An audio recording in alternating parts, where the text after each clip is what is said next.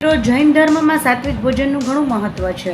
સંધ્યાકાળ પહેલાં જમી લેવું અને એ શક્ય ન હોય તો રાતના મોડે સુધી ન ખાવું, વહેલું જમવું અને સાત્વિક ખાવું. તો આજે હું એક એવી જ ડીશ ખાઉં છું, તો ચાલો તમને બતાવું. અને હા, આ જૈન લોકોની ફેવરેટ ડીશ છે. હોમમેડ ખાખરા, ક્રિસ્પી ને કુરકુરા અને શેપ ઉપર ન જતા અમે જ બનાવેલા છે ખાખરા. હવે આ મીઠાવાળું બટર છે એની ઉપર લગાવીશું. માઇલ્ડ ચા છે અને ઉપર આપણે છાંટીશું થોડુંક અમસ્તું મરચું ફોર અ ટેસ્ટ. તો ચાલો બનાવી લઈએ ડીશ. રાત્રિ ભોજન એટલા માટે હળવું રાખવું જોઈએ કારણ કે જમ્યા પછી આપણે કોઈ વ્યાયામ નથી કરતા હોતા.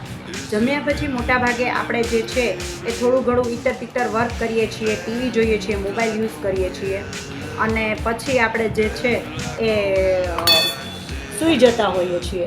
તો એવા સમયે જે શરીરનું મેટાબોલિઝમ છે એટલે કે જે ચયાપચયની જે શક્તિ હોય છે એ ઓછી થઈ જાય છે. જુઓ, દરેક પ્રકારના રસ જરૂરી છે શરીર માટે. તીખો, મીઠો, મોળો, ખાટો, તુરો અને એવો પણ. તો ચાલો આ ડીશ તૈયાર છે તો ખાઈએ.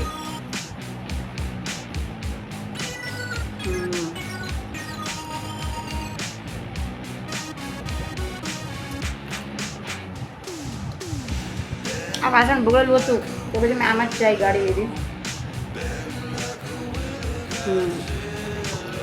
મિત્રો, આ જૈન લોકોની બહુ જ ફેવરેટ ડીશ છે. આ સાત્વિક ખોરાક છે અને જૈન લોકો કુકિંગમાં બહુ એક્સપર્ટ હોય છે. સરસ સરસ નાસ્તાઓ બનાવતા હોય છે, સુવાડી, સેવ અને યમી યમી પૂરી ને બધું. આપણે સાત્વિક ખાવાની વાત કરીએ તો એક બેસ્ટ વસ્તુ છે. તો આવા જ વધારે વિડીયો માટે મારી ગુજરાતી ચેનલ સબસ્ક્રાઈબ કરો, જેમાં હું ઇંગ્લિશ શીખવાડું છું, Gujarati two English, speak English અને આવી સ્પિરિચ્યુઅલ અને સારી સાત્વિક ટોક કરું છું, સ્ટોક એન્ડ સ્પિરિચ્યુઅલ ટોક્સમાં. તો આજે જ મારી આ ચેનલને સબસ્ક્રાઈબ કરો. મળીએ નવા વિડીયોમાં. હવે હું મારું ડિનર લઈ લઉં. બાય બાય, આવજો, ધ્યાન રાખજો, મળીએ નવા વિડીયોમાં.